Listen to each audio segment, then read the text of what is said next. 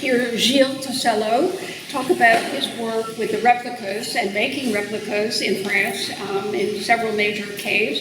Gilles and his wife Carole Fritz, who will be talking together on Monday. Carole is the director of research at the Chauvet cave in France, and they'll be talking on Monday, as Christine just said, about some of the research directions that they're doing. They're still working in the original cave, but meanwhile you'll see from Gilles the amazing replica, where's the French Ministry of Culture when we could use him here and many other places for making sure our cultural heritages of any sorts are actually protected and conserved for the future, especially since, at least in the case of, well, you can't get into Cosquer Cave unless you're an advanced scuba diver, and Chauvet Cave is understandably closed to the public as well, all in the interest of preservation. So without further ado, Gilles is both an illustrator, a professional illustrator, as well as a prehistorian and archaeologist, and bringing those two things together has made him a perfect person to actually being one of many, as he'll tell you, in a team, because it certainly has taken a team in order to get this kind of amazing work done. So I'm going to turn it over to Gilles and have a drink, have something to eat, both now and afterwards. And he'll take some questions afterwards. But you ready? Ready?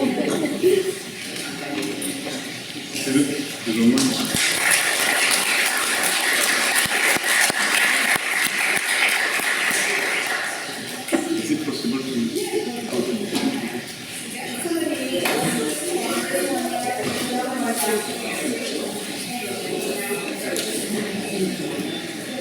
Okay. Thank you everybody for being there. I will say that I am really glad and honored in both times to be here, invited by Meg, our friend and colleague from such a long time, and also I'm pretty honored to speak here in Berkeley University. So I will thank you everybody in the university and the archaeological research facility for this invitation. We are talking now about cave art replicas, which are, we say, a domain I'm an expert in since a long time now, more than 20 years, because doesn't work. Yeah.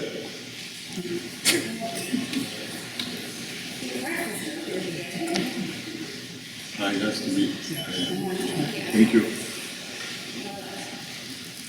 Because, sorry, as Meg has mentioned, I have both a formation in fine art school. I was a former student a long time ago, and then it was so logical for me to begin in the archaeology by drawing, any kind of drawings from all periods, And then I changed my mind, because I noticed that in archaeology there is a period with the Paleolithic between 40,000 and 10,000 years from now, with cave art, which is well known, I think, in the media, and it was for me really interesting to make a sort of transfer of my job, of my practice as an artist formed in art school, to study the art of the first artist in humankind, because I was interested to see how they were inventing things that we are now, everybody knows that such a thing like perspective, like realism and so on, or geometric, representation. They were invented maybe 50,000 years ago, and it's always, going on. So, as Meg told, why are we doing replicas of cave art? It's not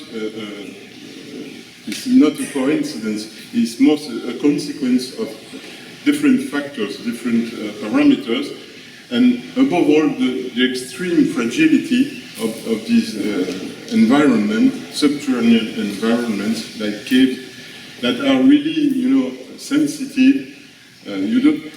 For example, here you see on this slide all the transformation that had been done in the famous cave of Lascaux. Here you have, on the left, you have a view of the cave at the time of the discovery in 1940. And then here you have a view of the cave in the beginning of the 2000, because there were, a fungus developing in the cave, so the Ministry of Culture had to treat them chemically and so on. Because all these transformation, all these also, for example, here in Spain, a small cave covered, you see the geometric sign in red is covered with family names and so on, vandalism or, stupidity, or natural factors like the raising level of raising up the Mediterranean Sea level is raising up through the global because of the global warming, and it's threatening completely and destroying. This is a case of the Cosquer Cave near Marseille, on the northern coast of Mediterranean. Or here in the Chauvet Cave, even, which is very well preserved, as we'll see on Monday, there is sometimes a hard, very thick deposit of calcite naturally flowing on the wall, from water flowing on the wall, and it could make a sort of deposit that completely covers, will completely be covering the drawing. So to summarize a bit, that's one, give you some reasons, some parameters that lead to close many of the caves to public visit. That means there is from let's see, from the point of view of the society, we have to find a way to propose to the citizens, also the taxpayers, to find a way to see all these beautiful caves without destroying them. And replica is certainly the most popular and most efficient solution. So I will just give you 3 examples in which, in any case, I am really involved in. So I have the experience, so I can know what I'm talking about. First, the Chauvet Cave, then Cosquer Cave, and a third small example, because in the 2 examples, Chauvet and Cosquer, you will have a view of what could be a copy of the cave with the topography, the restitution of the environment, and so on. But in the third case, the replica is also a way sometimes to propose to public audience a certain form. If the damages are too big, if the wall is too damaged, then it's not useful, not efficient to reproduce what is so badly damaged. And replica is also a way to let's see how does it look like at that time. Quickly, there are all 3 caves are located in southern France. Cosquer is under the sea now, but Chauvet is in the Rhone Valley, and Marsoulas is near the Spanish border near in the Pyrenees mountain. So the Grotte Chauvet, it is discovered in 1994 in Ardèche, and this is not a huge cave, but a long one, a tall one, about 500 meters when you walk inside. And there are many drawings, more than 500, and signs and handprints and hand stencils and so on. And it's also one important aspect of this cave is that the drawings were made with charcoal, and charcoal allows the datations, C14 datations, and it has been a big surprise at the beginning of the years 19, when Jean-Claude was the director. He was really surprised when he received the results, 36 or more thousand, well, on the major cave evidence of art in mankind's history. That's also a challenge. Since 10 years now, it's a UNESCO World Heritage Site, but it is invisible and could not be visited by the public. Normally, it should not be. It is not possible in the UNESCO process. But the existence of the replica was a main argument, to obtain that classification. So I will just talk to you briefly about two major sets. One is called the horse panel, and the second one the lion's panel. You see here the dimensions in meter, sorry, not in feet. Yeah, and as Meg told before, it's a question of teamwork and not only one person or one company. It's a collective work, and because the replica imitate the passage in the cave, but could not reproduce the size, the natural size of the cave dimensions that are, I would say, from the economic point of view, it was not affordable. So a new building has been built for the replica, and the cave itself is built on the site of the replica, but the panels of art, the cave art, is done in studio. The technology used is based on 3D. Without the 3D, there is no replica at all. Could be done. You have here the 4 main stages, and because of the use of digital data, you can use machine robots that are able, to carve. Because the most complicated part of the work is the reproduction of the walls, which are not, like walls of building, flat surfaces. It's extremely complex, and unpredictable in the shapes. But also we use the digital technology for, before reproducing the art. For example, here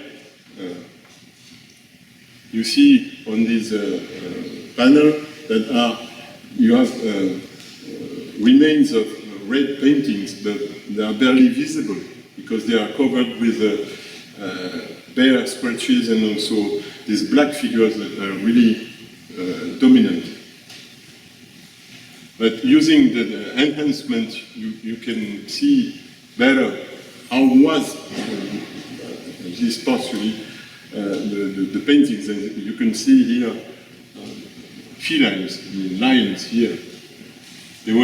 In fact, they were first The first phase was you have here big dots, and here you have lions. And then they were covered.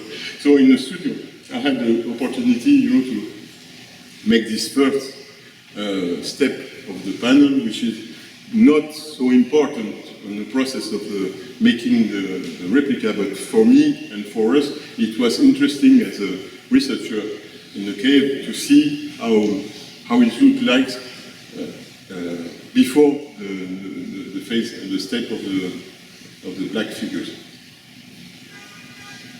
And here the final result. Yeah, for the charcoal, it was so easy. We used exactly the same species of tree. This is Pinus sylvestris, tree adapted to cold climate. And then, using the photos, I tried to reproduce, because one of the aspects of this is not only a black drawing.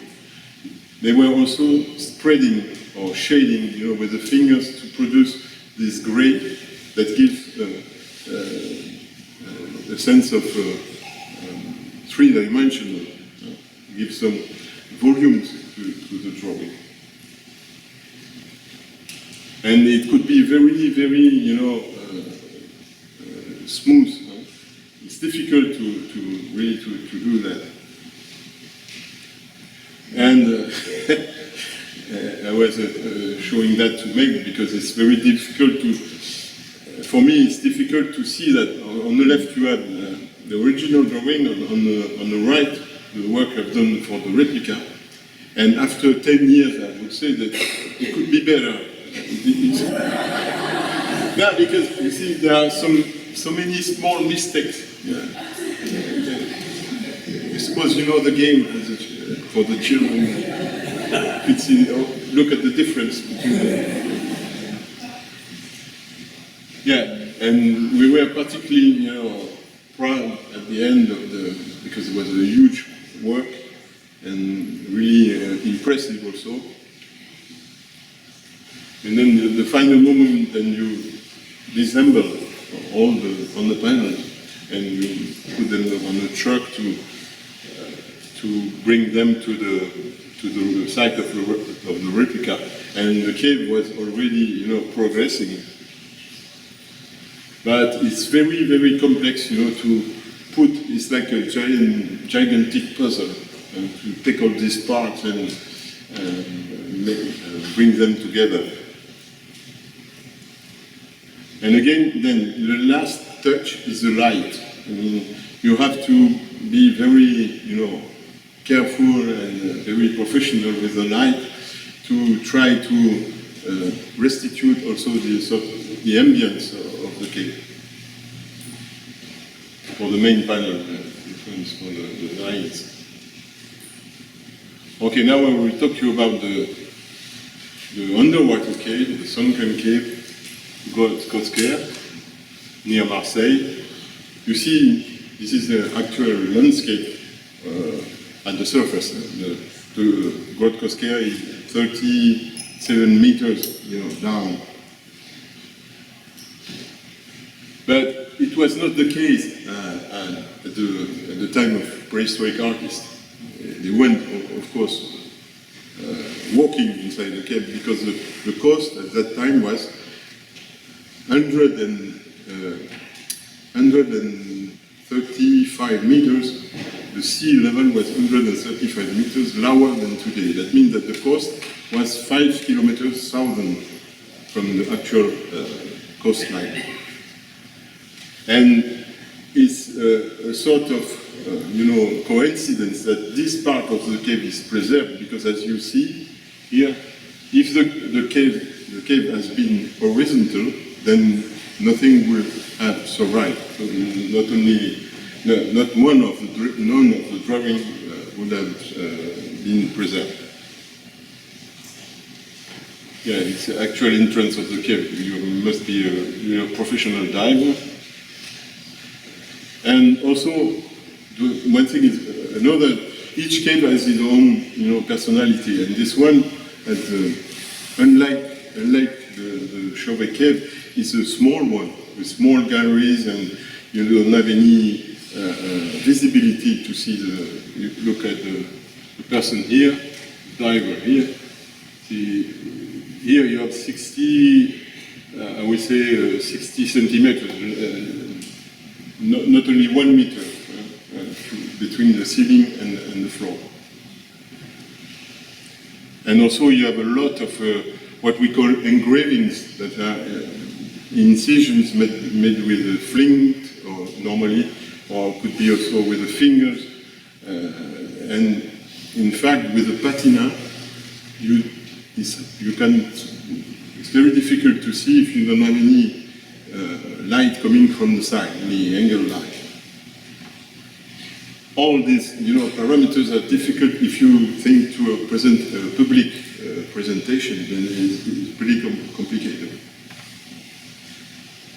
But, like Chauvet, you have a very good style of preservation, probably due to the higher level of humidity in the cave, because it's partially, covered with water. And also, it's a very old one, not so old than Chauvet, but 2 phases, one around 30,000, the second one around 20. And of course, we were able to have this datation because charcoal was used. So, at the difference of Chauvet also, we had to reuse a building already built. And it is more complicated than Chauvet. It is a beautiful building built in the harbor of Marseille, really in the center of the city. Again, a question of collective work.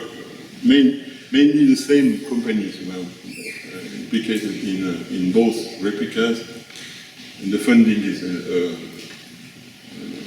half public and half private. And also began with the same methodology than for Chauvet, with the 3D, making the 3D model of the cave. But in these conditions, it was really difficult for these people, and they had a lot of worries about making that, because can you imagine with photographic, with cameras, digital cameras and so on, laser scan and so on, in such 100% of humidity, it's very, difficult. And also, we tried with on the third level under the ground in this building, we had to build the Cosquer Cave, the replica of the Cosquer Cave. But one originality is that the visit of this replica is made using what we call modules. It's like small cars, electrically, that moves automatically and can turn around, because, as I said, most of the engravings and paintings are on ceilings. That means that you have to raise head to see them. But you don't have nothing to do, just, like being in a train, waiting. This is the photos of my crew. We were really, it was a nice moment of work together. And also same methodology. An important fact is that we can use also the 3D files to, make a projection with a video projector on the blank surfaces that were milled. You can project images, and then it's easier, to make the drawings using the same. It's the same species, which is really extraordinary. Anytime you can determine the tree species in a cave, you find pine tree. So it is more and more likely that this is a human choice. There is something in the charcoal that could, that you can find in any other species. And also engravings has to be done like it has been done on the walls. That means we are using as a raw material in fact it's a resin, acrylic resin, which is more or less a plastic, nothing more. But it is like plaster. You have two components, one powder and one liquid, and mix them. And then you have a certain time, say 20, 30 minutes, before the resin was polymerized completely. That means completely hard and dry. And that's a bit stress, because you have to do the work before the wall has been is dry. And also, another difficulty is that, for example, these birds, they are only penguins known in prehistory, because they were at that time living in Mediterranean coast. These penguins have been drawn on calcite, as you can see here. Here is a limestone. It's covered, with a very thin film of calcite. That means that you have crystal. It's very difficult to make artificially. And of course, you see that some part of the drawings that are found, because if you draw on crystals with a charcoal, then some part of the charcoal will fall through time, and then you have this phantomatic appearance of the drawing. Yeah, just to remind you what it is a vanished species, the great penguins. That doesn't exist no more since two centuries probably. And another particularity of the Cosquer Cave is there are, I think, about 70 hand stencils more. They are black and red. And this one, they have been made on very often of finger drawings. They were covering finger drawings. Here is and you see this is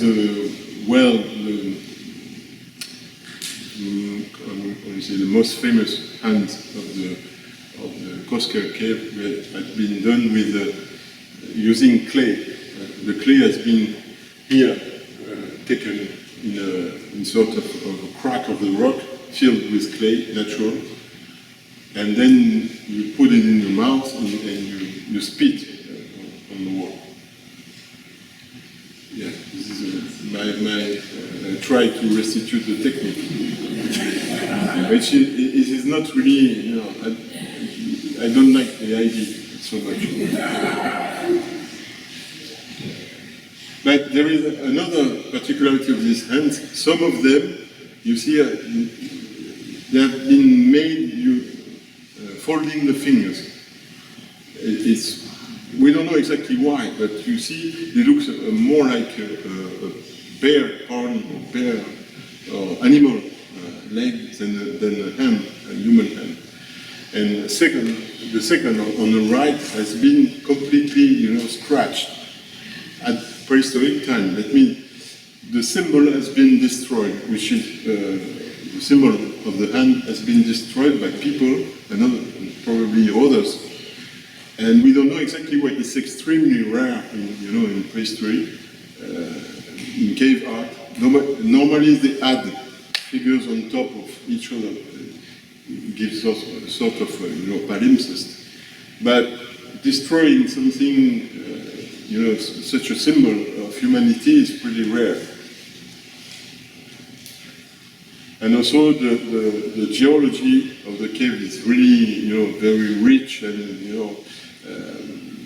we spend most of the time is spent on making restituting the geological aspects of the world. Much more time than on the art. And again, same question, same methodology. And then for the engravings they have had during the visit, you have a sort of light animation that help give you some marker on the wall. For just a second, you have the image in light, white image, and then it is turned off.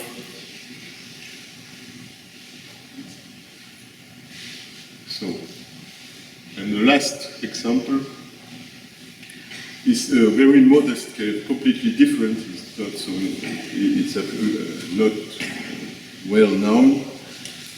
It is in the Pyrenees. It is much more recent. It's around 18,000 years old, and it's a small cave. We've been working for a long time with Karen.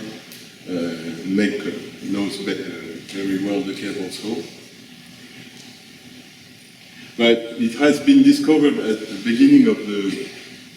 end of the 19th century, and the visit was completely uncontrolled. That means that you have a lot of vandalism and destruction of any kind, and we just have, a very poor image of what was the art at that time. Some views of the cave. And you see, this is the main, what we call the main panel. It was at that time probably impressive, but now it's difficult to see anything more except for that guy, which is a graffiti. It's probably it was considered to be a joke made with a candle. But we spend a lot of time, studying the wall and recording any kind of remains, pigment or engravings and so on, prehistoric threads we couldn't record. And I give you just an example on the right part, sorry. Yeah, what you see mostly, is a grotesque image here. Guy with a big nose, but you can barely see here. There is for example, bison here on the left with a horn, and here at the front. So, and then we had to record everything, every trace you can find, and then using the computer was easy to remove, what is recent and what was probably what is preserved of the art, prehistoric art. And you see better now, I guess, there were two black bison, one with a sort of perspective, one is with black dots, and the second one is a complete figure, with the body and hump and also the hoofs and so on, and the tail. And this is, in fact, what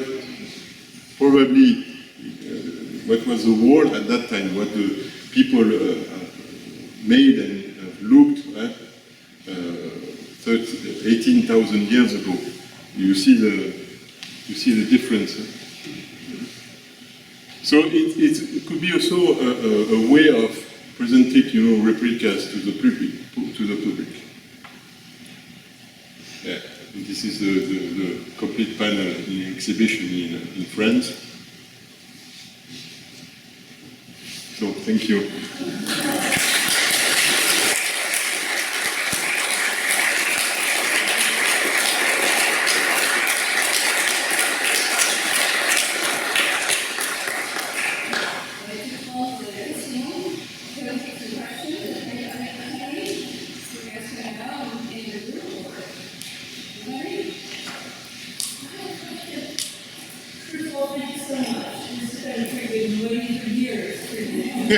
Thank you.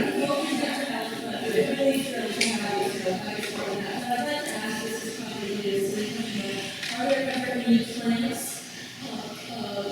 put on with the clay or with the carbon? They're focused on the finest, and you mentioned the pine trees for the carbon, the charcoal. Are they ever illustrating any plants in any of these 3 days? I would say maybe in this case, you see, here, normally we don't have any examples with that you can certainly attribute to a species of plant or tree. But in some cases, it could be the case here, but if we have some vertical also, this size. We have, I don't know, maybe 20, like this one, but it's not really convincing. I don't know what you're saying about it, but I can give you any good example in prehistoric art. No, I would say, but there are always, in prehistoric art, then I've learned one lesson. There is never, or you understand what I mean? You can say always and you can say never. You have always exceptions. And that's the main, I would say no.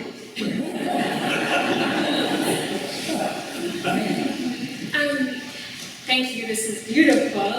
You mentioned lighting is very important. I know that some people have investigated how torchlight with the flickering would affect. Yeah, you're right.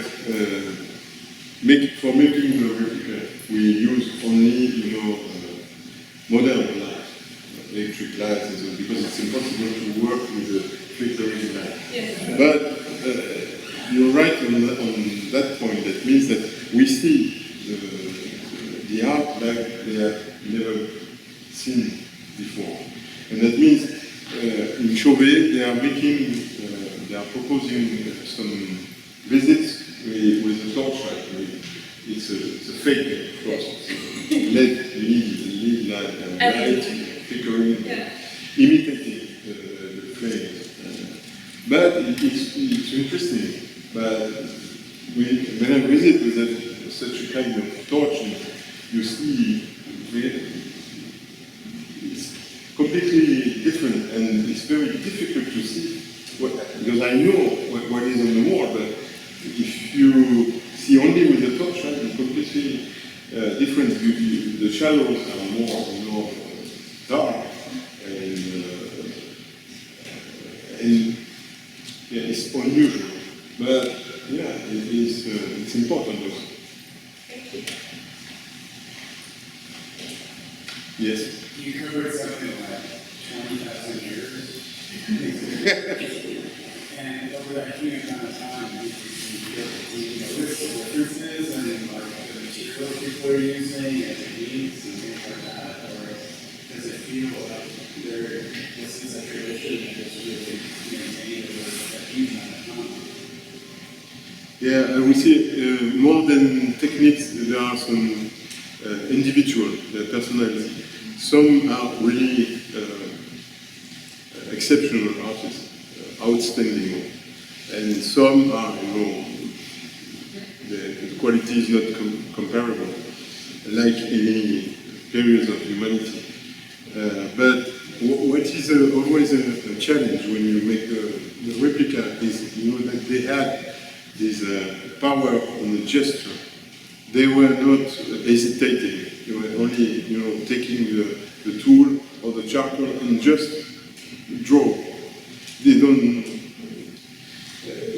I know better Chauvet and Cosquer, but we're working since more than 20 years, looking, you know, close to the walls, and you have always something more to learn because they were in that case, especially, there had been incredible personalities. Some people they were, you know, thinking about such a paradox, because we are thinking about these nomadic prehistoric hunter-gatherer, we have sort of, you know, compassion with them, poor people, they were, you know, walking, it was cold and so on. Yeah, but probably it's completely wrong, because in the Chauvet cave you have people that had leisure at the time to think about how can I tell a story. I don't know the writing, of course, it's much before the invention of writing, but without text, without movie, without, you know, animated images, how can I tell a story? And then they are making choices, they are choosing processing or techniques that are adapted to their goal, or how will I represent the perspective? If you have an animal in front and another one on the back, it's difficult. They had time to think about that. It means that they were like artists 30,000 later, like Leonardo or so on. They were thinking about theory of art, and that's completely, you know, surprising. And that's why I think that we have here really. There is no progress in art, we know that. But when you look at prehistory, then you'll be really convinced of that. I don't know if you answer your question. Yeah? To follow up on that, lovely, I love that description you're giving. When you replicate the gesture, are you working in silence? Yeah. Yeah. I can't work with music. No. In that moment, really, you need really specifically for Chauvet. You know, the challenge was so high. I don't know if you realize. For me, it was so impressive because I knew the cave, and I knew that you had to reach that level of skill and practice. And that means that you are like a sportsman before, you know, the competition. You have to, concentrate a lot. And I was, you know, completely stressed, especially for the lion balance. Yeah, it was. And they were archived film, you know, people that were filming during my work. It was, you know, more stressing. You know, a camera just here. Yeah.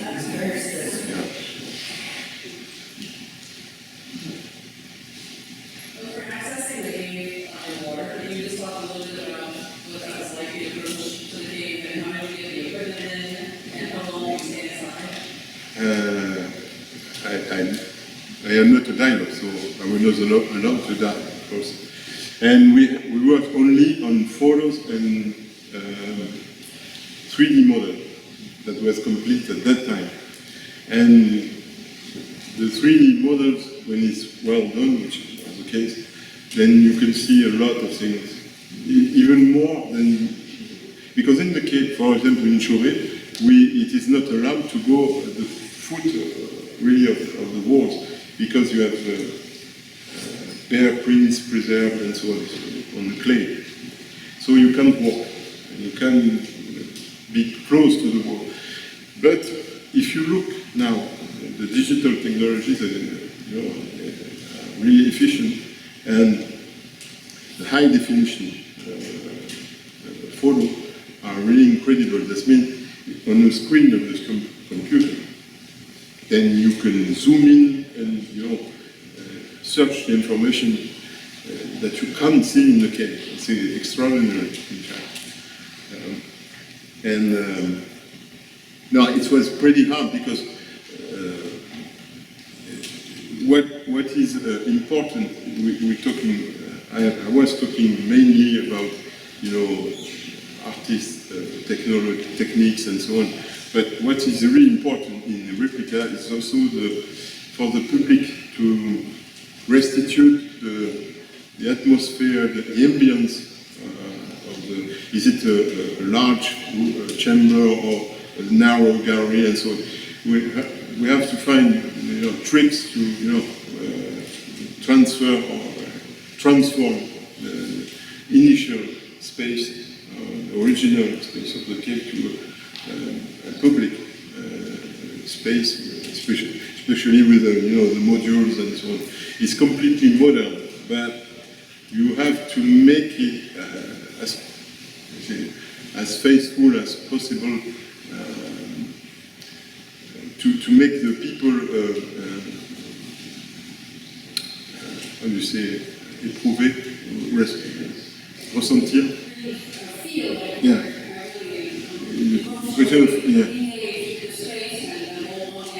And that's why it's so important, the light is so important, and not too much light and so on.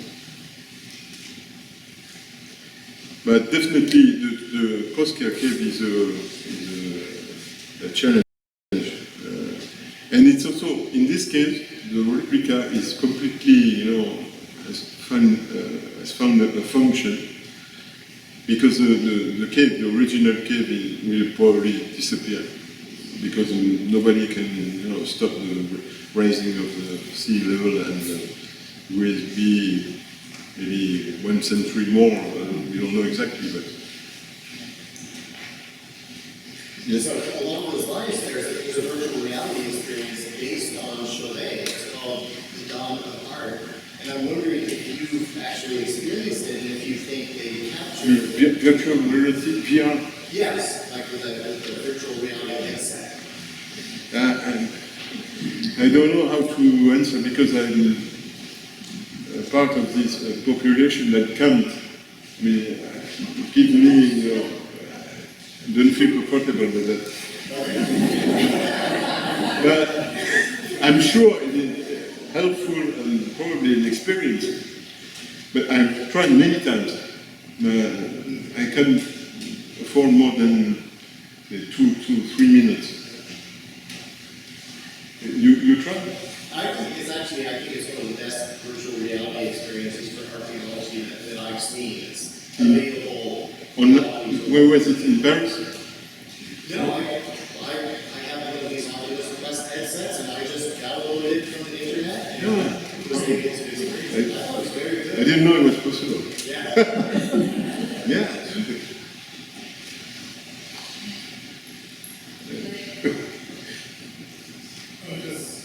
Is any revenue coming from visitors to the replicas and from research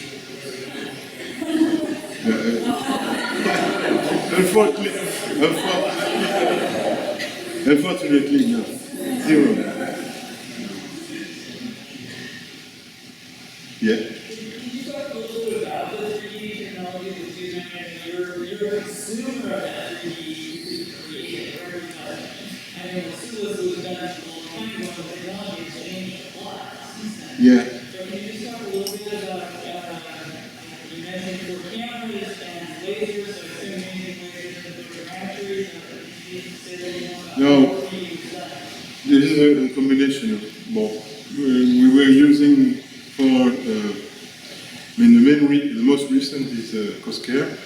We were using mostly photogrammetry for the panel, but they were using lasermetry for constructing the cave, because the resolution is not so demanding, so it doesn't have to be so sharp. But for it's also difficult, because sometimes you know, the photogrammetry is really sharp, and we have to find a compromise between let's say the precision or the resolution of these files and the final result. That means normally the photogrammetry is more conceived for, I would say, for research purposes and for dissemination, for mediation. It doesn't seem to be so useful. But if you have the main level, then you can, you know, degrade. But yeah, in my experience, even for Marsulas, it was 15 years ago, it was the beginning. Yeah, with a long time. But we had already some, the quality was not the same, but we were able to use, you know, this digital milling, which is the beginning of the working chain. If you don't have that, then you can't reproduce the work. I mean, they were making more or less in Lascaux 2, number 2, in 40 years ago. They were, which in France is sort of the mother of replica. She's the most ancient, it's the most ancient we have. And they were using 2D curves, you know, like the geographer used. Yeah, they were making some sections, galleries, and then building in concrete cave using this profile. I think they were each 20 centimeters. And then they were finishing the work manually. It's more or less, I mean, the precision I really increased, but it's also, for me, I like the idea that a replica couldn't exist without, you know, the most advanced technology. But all the visitor will see during this visit is made by hand, because it's the last phase you see. You don't see the, you know, what was first done, which is you can't do without, but it's a sort of.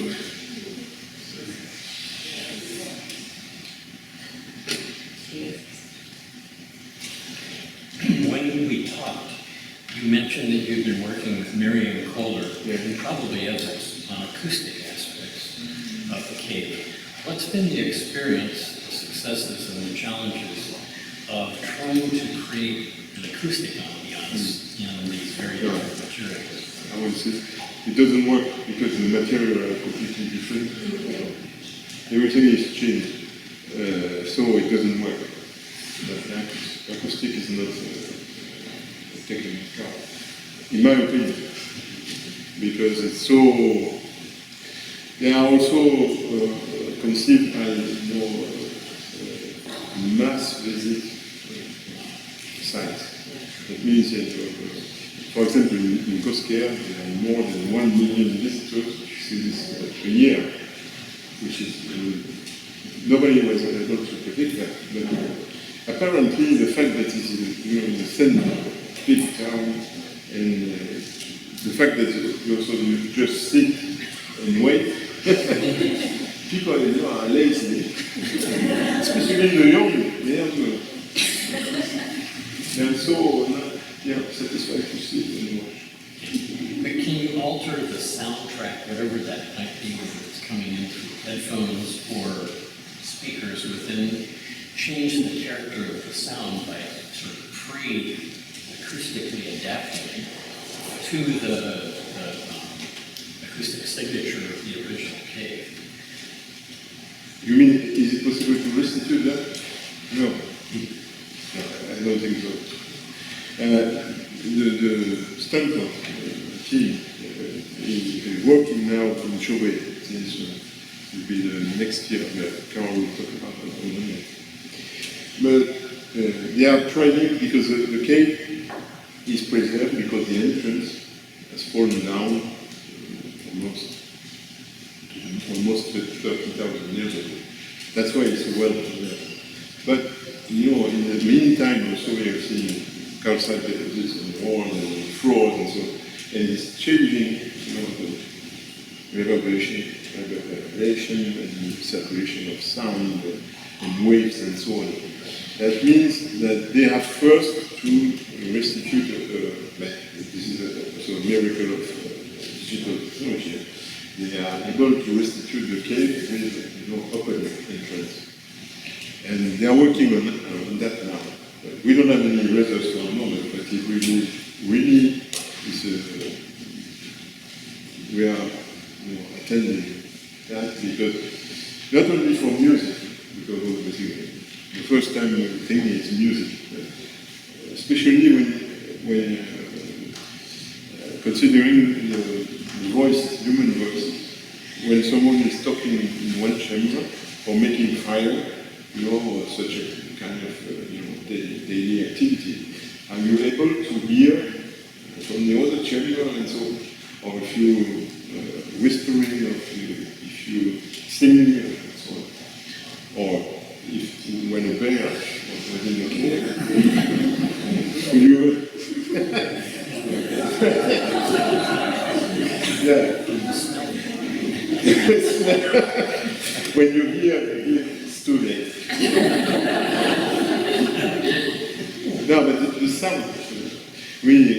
There were 40 years ago, Meg, so surely you remember that. There were people in France, they were trying to work on that aspect, which is really important. But at that time, we didn't have the tools to do that. So they were not taking, you know, seriously this study.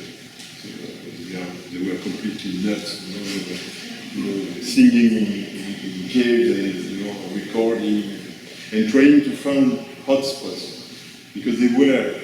That's why we see a sort of mistaking, you know, scientific program.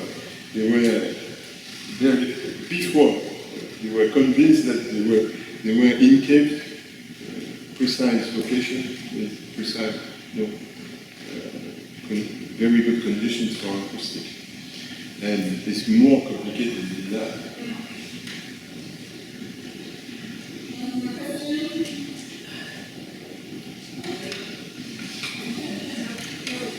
An extraordinary experience of transposing this art through your mind, through your body,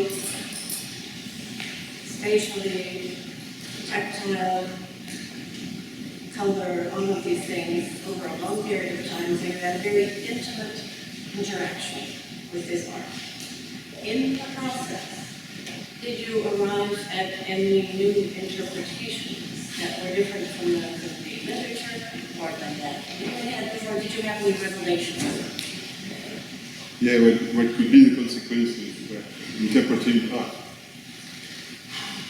Frankly, no. Because now the question is, sometimes one asks me, could you be in the mind of the prehistoric artist? It's impossible. Because I have to imitate more or less, you know, I interpret what I see, but I'm not sure it was, you know, the real process of I'm trying to find where it has been done, but maybe I'm wrong.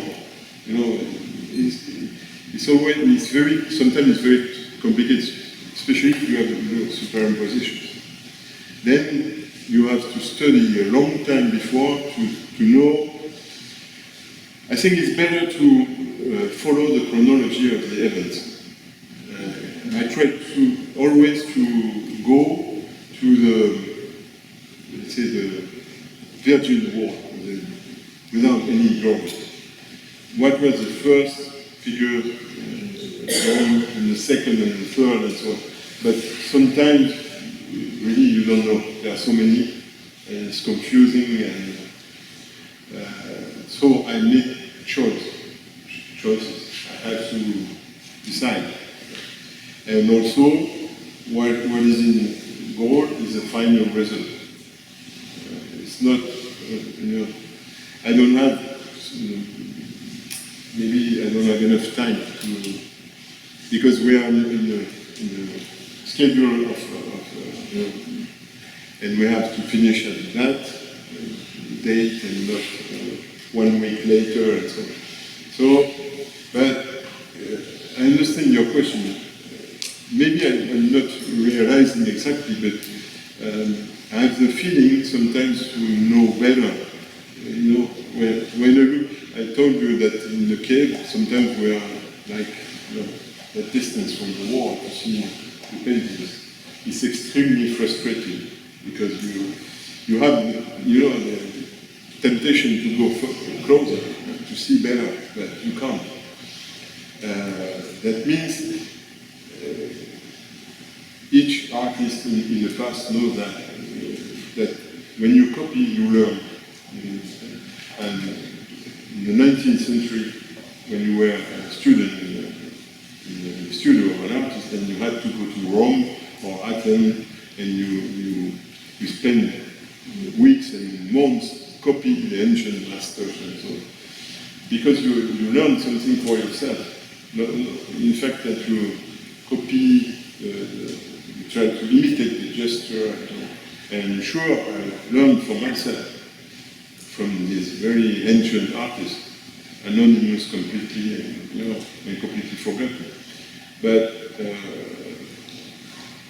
it's difficult. Yeah, maybe you're right, but I don't realize, I don't have any new theory, in fact. It doesn't give me any new idea. Just the fact that I have the feeling that sometimes, especially in the Chauvet cave, what is important is the final state. That means that it's incredibly complex, but you have, the fact that you add figures on figures on figures, and sometimes you reuse a part of an ancient one, and so on. This process is really, for me, a sort of model that is completely, where normally the program is to differentiate, when you look at the panel and you say, you count and you describe and so on. But I think that maybe what is more important is that these accumulations of animals in size and so on produce a sort of very chaotic and complex image that could be a sort of image of the world, the world in creation, something